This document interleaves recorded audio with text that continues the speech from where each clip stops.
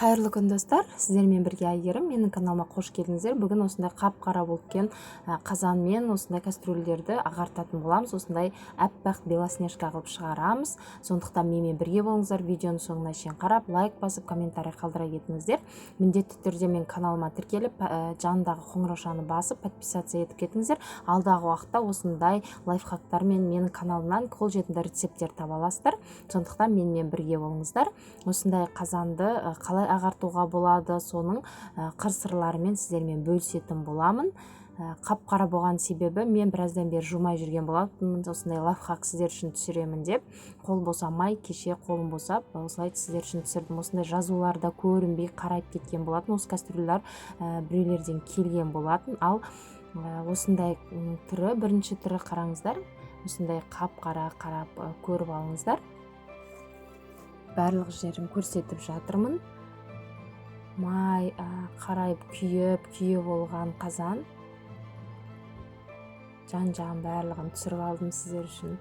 Ал енді бізге керек уксус керек, осылай 1 стакан сода керек және кір сабын керек. Міндетті түрде осы үшеуін бірге қосасыздар, жақсылап бір масса болады, көпіріп бетіне шейін шығады. Қазір сіздерге көрсетемін. Қазанға мен осындай алюминий кастрюльге 10 литрдей су құйдым. Өздеріңіз қарайсыздар ғой, маған енді көп су құюым керек болды, қазаным сыймай қалды. Осылай соданы жай-жайдан қоспасаңыздар бірден көтеріліп кетеді. Қараңыздар, ақ пена сияқты көбік пайда болды. Енді осы уксусты қостым. Жарты стакан қоссаңыздар жетеді. Негізі уксустың орнына лимон қышқылында қоссаңыздар болады. Енді менде уксус болғандықтан уксусты қосып, осылай бір сағатқа қойып қойдым, жақсылап қайнатып. 1 сағаттан кейін алып қарадым. Қараңыздар, уже қарайып, судың түсі де өзгеріп кеткен. Бір сүрткеннен қараңыздар, кетіп жатыр уже. Қиналмайсыздар, ешқандай күш салмайсыздар. Осы жерде мен пышақпен қырған себебім, мына жердегілер кетпей қалды. Қараңыздар, шығарғаннан кейін қатты жазулардың барлығын қырып шығасыздар. Осылай жай ғана қырсаңыздар, уже кетіп жатыр. Пышақтың ұшымен осылай қырсаңыз, тез ақ кетеді, ешқандай күш та салмайсыз. Осылай жақсылап сүртіп аласыздар. Қараңыздар, бір сөткеннен ақ кетіп жатыр. Осы қара майлары, күйген жерлері, күйлері барлығы кетіп қалды. Енді тек осы астын тазалайтын боламыз. Осы жазулары барлығы көрініп тұру керек.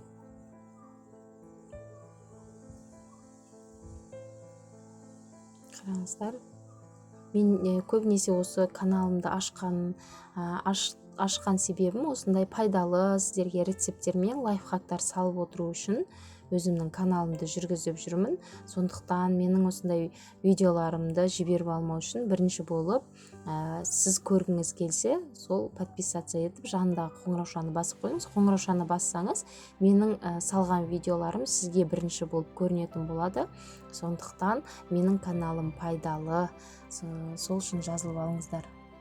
Қараңыздар, осылай барлығы кетті, жазуларының бәрі жылтырап көрініп жатыр ғой.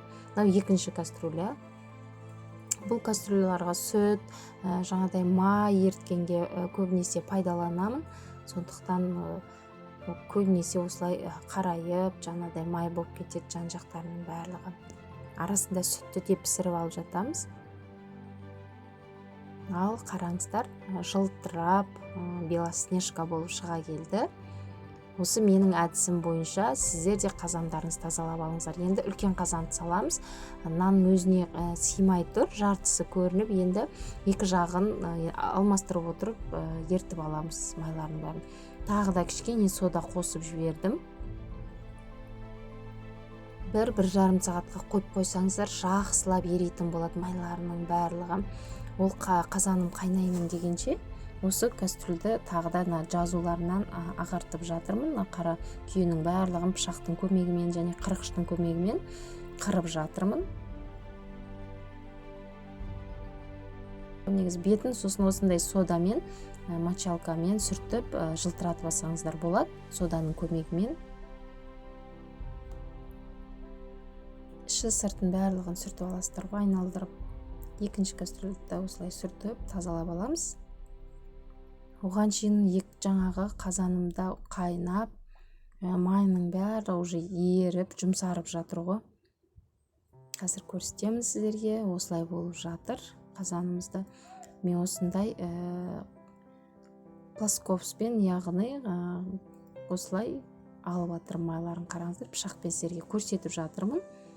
Анық болсын деп, осы әдіс көмектеседі деп көрсетіп жатырмын. Қараңыздар, барлығы жай ғана қырғаннан алынып жатыр, жұмсақ болып.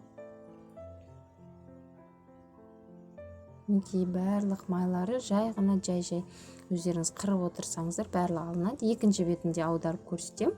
Сосын тағы да бір сағат, жарты сағатқа қойып қоямыз. Өздеріңіз білесіздер, уже ашып қарайсыздар, бір сағаттан кейін қарасаңыздар, осындай майлары түсе бастайды. Мен далаға тапчанға алып шығып тазалайын дедім кең жерде, себебі раковинада сыймай қойды қазан. Далаға шығарып, жақсылап бүкіл жерін тазалап, майын, күйесін қырып тұрып, енді бұл жерде қазанға кішкене күшім кетті, себебі енді неше жылдық күйе, майлар, соның барлығын қырып тұрып тазаладым.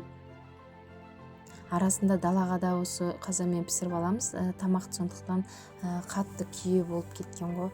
Қараңыздар, керемет болып жылтырап, аппақ болып шықты қазанымыз да. Кішкентай осындай кастрюльдеріміздің барлығы құлақтарында қара дақтар кетпей жүрген, мен кетіре алмай жүргенмін негізі. Кометпен де сықладым. Содан кейін осы әдісті көріп, осымен пайдаланып көрдім. Расымен де осы әдіс керемет пайдасын береді екен. Дәл осылай қазандарыңызды ағартып алсаңыздар болады. Барлықтарыңызға рахмет. Видеоның соңына шейін көргендеріңізге. Менімен бірге болыңыздар. Мені қолдап, менің каналымның қазақша контенттің алға жылжуына үлестеріңізді қосып, тіркеліп, лайк, комментарий қалдыруды ұмытпаңыздар. Ал барлықтарыңызға бүгінгі күнге сәттілік тіледім. Дәл осылай қазандарыңыз болса, қазірден суға осындай барлық қоспаларды қосып салып қойсаңыз болады. Бір сағаттың ішінде барлық майы, күйесін ертіп шығатын болады. Өздеріңіз тез-ақ қырып, қырғыштың көмегімен ағартып алатын боласыздар. Ал барлықтарыңызға сәттілік. Бұл менің екінші қазаным, тағы тамақ істейтін қазаным бар. Бұл қазанды анда-санда далаға да алып шығамыз, сондықтан енді ғана ағартып алып жатырмын. Керемет әдіс.